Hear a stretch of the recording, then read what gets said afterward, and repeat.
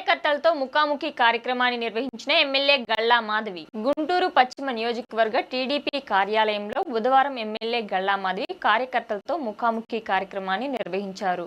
ఈ సందర్భంగా ఎమ్మెల్యే గల్లా మాధవి మాట్లాడుతూ ప్రతి బుధవారం రోజున కార్యకర్తలకు అందుబాటులో ఉండి పార్టీ బలోపేతం కోసం వారి సమస్యలు తెలుసుకునేందుకు కార్యకర్తలతో ముఖాముఖి అనే కార్యక్రమాన్ని ప్రారంభించామన్నారు. ఇప్పటికే 3 వారాలుగా ఈ కార్యక్రమం సజావుగా కొనసాగుతుందన్నారు. కార్యకర్తలు పెద్ద సంఖ్యలో పాల్గొని తమ సమస్యలను సూచనలను తెలియజేస్తున్నారన్నారు. 33వ డివిజన్కు చెందిన యూనిట్ ఇన్ఛార్జీలు, బూత్ ఇన్ఛార్జీలతో కూడా ఈరోజు ప్రత్యేక సమావేశం నిర్వహించి వారి అభిప్రాయాలను విననున్నట్లు ఎమ్మెల్యే గల్లా మాధవి తెలిపారు.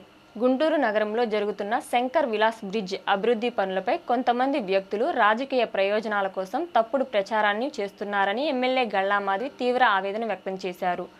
అభివృద్ధి కార్యక్రమాలు జరుగుతున్నప్పుడు కొంత అసౌకర్యం సహజమని దాన్ని పెంచి చూపుతూ ప్రజల్లో అపోహలు సృష్టించడం తగదన్నారు.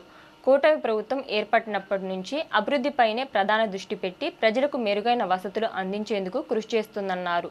కేంద్ర మంత్రి పెమ్మసాని చంద్రశేఖర్ పట్టుదలతో ముందుకు తీసుకెళ్తున్న అభివృద్ధి పనులకు అడ్డంకులు కలిగించకూడదని అభిప్రాయపడ్డారు.